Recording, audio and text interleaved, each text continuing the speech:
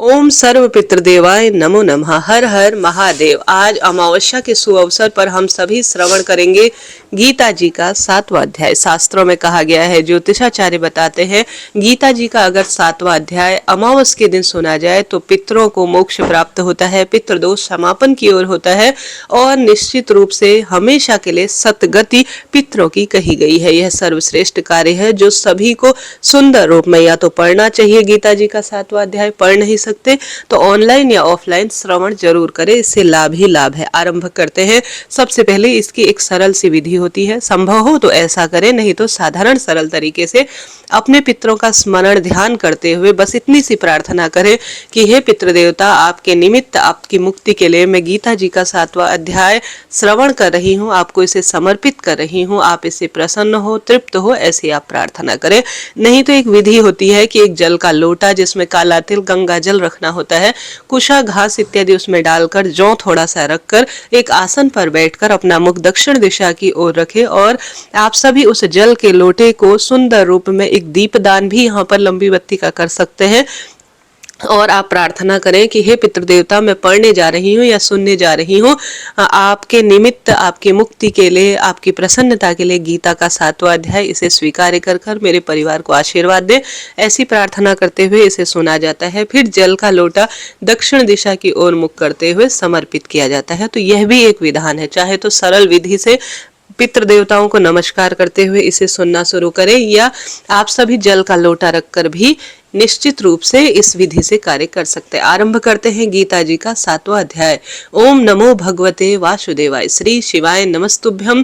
पितृ देवता की जय। कथा के अनुसार गीता जी के 7वें अध्याय में लिखा गया है कि श्री भगवान बोले, हे पार्थ, अनन्य प्रेम से मुझ में आसक्त चित्त तथा अनन्य भाव से मेरे परायण होकर योग में लगा हुआ तू जिस प्रकार से संपूर्ण विभूति, बल, ऐश्वर्य आदि गुणों से युक्त सबके आत्मरूप मुझको संशय रहित जानेगा, उसको सुन। मैं तेरे लिए इस विज्ञान सहित तत्व ज्ञान को संपूर्णतया कहूंगा, जिसको जानकर संसार में फिर कुछ और कहने जानने योग्य शेष नहीं रह जाता। हजारों मनुष्यों में से कोई मेरी प्राप्ति के लिए यत्न करता है और उन यत्नों को करने वाले योगियों में से कोई एक मेरे पारायण होकर मुझको तत्व से अर्थात यथार्थ रूप से जानता है। पृथ्वी, जल, अग्नि, वायु, आकाश, मन, बुद्धि और अहंकार भी इस प्रकार 8 प्रकार से विभाजित मेरी प्रकृति है और 8 प्रकार के भेदों वाली तो अपरा अर्थात मेरी जड़ प्रकृति है। और हे महानुभावों, इससे दूसरी को जिससे यह संपूर्ण जगत धारण किया जाता है, मेरी जीव रूपा परा अर्थात चेतन प्रकृति जान। हे अर्जुन, तू ऐसा समझ कि संपूर्ण भूत इन दोनों प्रकृतियों से ही उत्पन्न होने वाला है और मैं संपूर्ण जगत का प्रलभ और प्रलय हूँ, अर्थात संपूर्ण जगत का मैं मूल कारण हूँ। हे धनंजय, मुझसे भिन्न दूसरा कोई भी परम कारण नहीं है। यह संपूर्ण जगत सूत्र में सूत्र के मणियों में सदृश मुझसे गुथा हुआ है। हे अर्जुन, जल में मैं रस हूँ, चंद्रमा और सूर्य में मैं प्रकाश हूँ, संपूर्ण वेदों में मैं ओमकार हूँ, आकाश में शब्द और पुरुषों में पुरुषत्व हूँ, मैं पृथ्वी में पवित्र, गंध में अग्रिम तेज हूँ तथा संपूर्ण भूतों में मैं उनका जीवन हूँ और तपस्वियों का मैं तप हूँ। हे अर्जुन, तू संपूर्ण भूतों का सनातन बीज मुझको ही जान। मैं बुद्धिमानों की बुद्धि और तेजस्वियों का तेज हूँ। हे भरत श्रेष्ठ, मैं बलवानों का आसक्त और कामनाओं से रहित बल अर्थात सामर्थ्य हूँ और सब भूतों में धर्म के अनुकूल अर्थात शास्त्र के अनुकूल काम हूँ और भी जो सत्वगुण से उत्पन्न होने वाले भाव हैं और जो रजोगुण से तथा तमोगुण से होने वाले भाव हैं, उन सबको तो मुझसे ही होने वाला है ऐसा जान, परंतु वास्तव में उनमें मैं और मुझ में वह नहीं है। गुणों के कार्य रूप सात्विक, राजस और तामस, इन 3 प्रकार के भावों से यह संसार प्राणी समुदाय मोहित हो रहा है। इसलिए इन तीनों गुणों से परे मुझ अविनाशी को नहीं जानता, क्योंकि यह अलौकिक अर्थात अति अद्भुत त्रिगुणमयी मेरी माया मेरी दुरस्त है, परंतु जो पुरुष केवल मुझको ही भजते हैं, वह इस संसार का उल्लंघन कर जाते हैं, अर्थात संसार से तर जाते हैं। माया द्वारा जिनका ज्ञान हरा जा चुका है, ऐसे आसुर स्वभाव को धारण किए हुए मनुष्यों में नीच दूषित कर्म वाले मूढ़ लोग मुझको नहीं भजते। हे भरतवंशियों में श्रेष्ठ अर्जुन, उत्तम कर्म करने वाले अर्थार्थी, आत्र, जिज्ञासु और ज्ञानी, ऐसे 4 प्रकार के भक्तजन मुझको भजते हैं। उनमें नित्य मुझको एक एक ही भाव से स्थित अनन्य प्रेम भक्ति वाला ज्ञानी भक्त अति उत्तम है, क्योंकि मुझको तत्व से जानने वाले ज्ञानी को मैं अत्यंत प्रिय हूँ और वह ज्ञानी मुझे अत्यंत प्रिय है। यह सभी उदार है, परंतु ज्ञानी तो साक्षात मेरा रूप ही है, ऐसा मेरा मत है, क्योंकि वह मतगत मन बुद्धि वाला ज्ञानी भक्त अति उत्तम गति स्वरूप मुझसे ही अच्छी प्रकार से स्थित है। बहुत जन्मों के अंत के जन्म में तत्व ज्ञान को प्राप्त पुरुष मुझ कुछ सब कुछ वासुदेव ही है, इस प्रकार मुझको भजता है। वह महात्मा अत्यंत दुर्लभ है। उन भोगों की कामना द्वारा जिनका ज्ञान हरा जा चुका है, वे लोग अपने स्वभाव से प्रेरित होकर उस नियम को धारण करके अन्य देवता को भजते हैं, अर्थात पूजते हैं। जो सकाम भक्त जिस देवता के स्वरूप को श्रद्धा से पूजना चाहता है, उस भक्त की श्रद्धा को मैं उसी देवता के प्रति स्थिर कर देता हूँ। वह पुरुष उस श्रद्धा से युक्त होकर उस देवता को पूजता है और उस देवता से मेरे द्वारा ही विधान किए हुए उन इच्छित भोगों को निसंदेह प्राप्त कर देता है, परंतु उन अल्प बुद्धि वालों का वह फल नाशवान है तथा वे देवताओं को पूजने वाले देवताओं को प्राप्त होते हैं और मेरे भक्त चाहे जैसे भी मुझे भजे, अंत में मुझे ही प्राप्त होते हैं।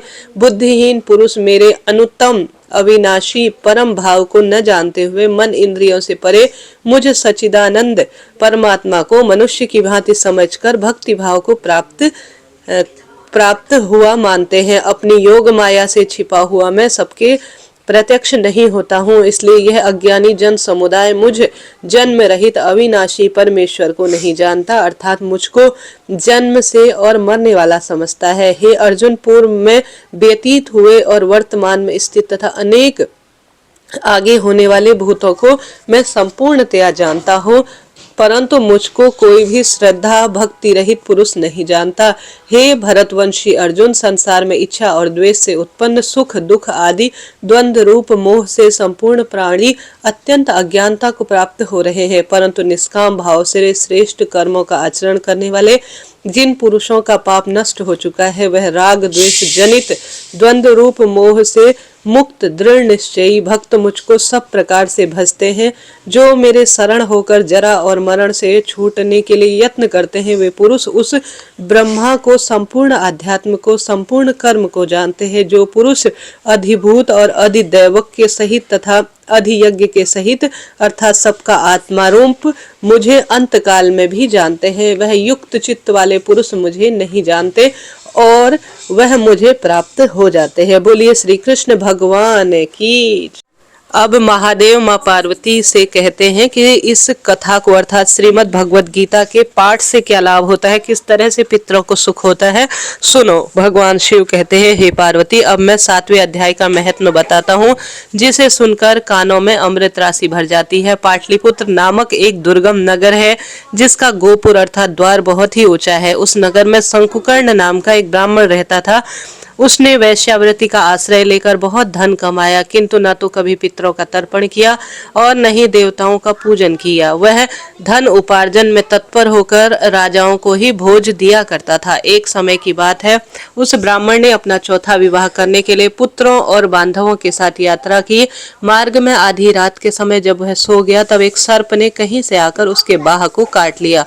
उसके काटते ही उसकी ऐसी अवस्था हो गई कि मणि मंत्र और औषधि आदि से भी उसके शरीर की बिल्कुल रक्षा नहीं हो पा रही थी। वह असाध्य जान पड़ रही थी। तत्पश्चात कुछ ही क्षणों में उसके प्राण पखेरु उड़ गए और वह प्रेत बन गया। फिर कुछ समय के बाद वह प्रेत सर्प योनि में उत्पन्न हुआ। उसका वित्त धन की वासना में बंधा हुआ था उसने पूर्व वृतांत का स्मरण करके सोचा, मैंने अपने घर के बाहर करोड़ों की संख्या में अपना जो धन गाड़ रखा है, उससे इन पुत्रों को वंचित कर कर स्वयं ही उसकी रक्षा करूंगा। सांप की योनि में पीड़ित होकर पिता ने एक दिन स्वप्न में अपने पुत्रों के समक्ष आकर अपना मन का भाव बताया। तब उसके पुत्रों ने सवेरे उठकर बड़े आश्चर्य के साथ एक दूसरे को स्वप्न में बात जो आई थी वह कही। उसमें से मझला पुत्र कुदाल हाथ में लिए घर से निकला, जहां उसके पिता सर्प योनि धारण किए हुए थे, उस स्थान पर गया। यद्यपि उसे धन के स्थान का ठीक ठीक बिल्कुल भी पता नहीं था, तो भी उसने चिन्हों के माध्यम से ठीक उसी स्थान का निश्चय किया और लोभ बुद्धि से वहां पहुंचकर बांबी को खोदना आरंभ किया। तब उस बांबी से बड़ा भयानक सांप प्रकट हुआ और बोला, अरे मूर्ख, तू कौन है, किस लिए आया है, यह बिल क्यों खोद रहा है, किसने तुझे भेजा है, सारी बात मेरे सामने बता। पुत्र बोला, मैं आपका बड़ा पुत्र हूँ, मेरा नाम शिव है। आधी रात्रि में देखे हुए स्वप्न से विस्मृत होकर यहाँ स्वर्ण लेने के लिए कौतूहल से आया हूँ। पुत्र की ऐसी वाणी सुनकर वह सांप हंसता हुआ उच्च स्वर में स्पष्ट रूप से बोला, यदि तू मेरा पुत्र है तो मुझे शीघ्र ही इस बंधन से मुक्त कर। मैं अपने पूर्व जन्म में गाड़े हुए धन से ही सर्प योनि में उत्पन्न हुआ हूँ। पुत्र बोले, पिताजी आपकी मुक्ति कैसे हो, इसका उपाय बताएं, क्योंकि मैं इस रात में सबको छोड़कर आपके पास आया हूँ।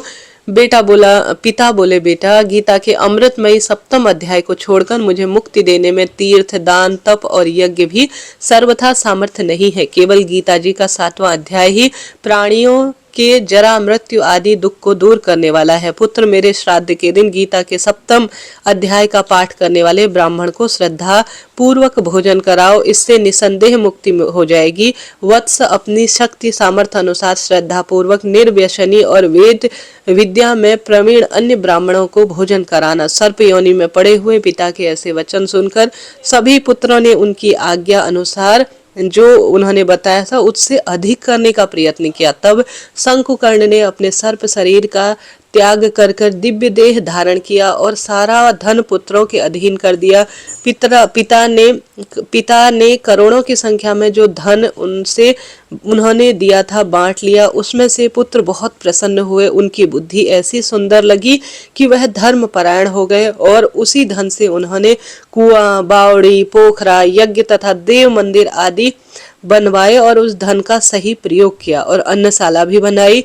तत्पश्चात सदा सर्वदा वह गीता के 7वें अध्याय का जप करते हुए मोक्ष की प्राप्ति हुए और उनके पिता को भी मोक्ष मिला। हे पार्वती, यह तुम्हें गीता का मैंने 7वें अध्याय का महत्व बतलाया, जिसे श्रवण मात्र से मनुष्यों को सब पातकों से मुक्ति हो जाती है। बोलिए श्री कृष्ण भगवान की जय। प्रिय श्रोताजनों, इस तरह से मैंने आपको सटीक, बिल्कुल सरल शब्दों में गीता जी का 7वां अध्याय श्रवण कराया। आशा है, उम्मीद है आपको आनंद आया होगा। कोई प्रश्न हो पूछिएगा। इससे पहले मौनी अमावस्या व्रत कथा का वीडियो चैनल पर आ चुका है। अभी के लिए इतना ही। हरे कृष्ण, राधे राधे।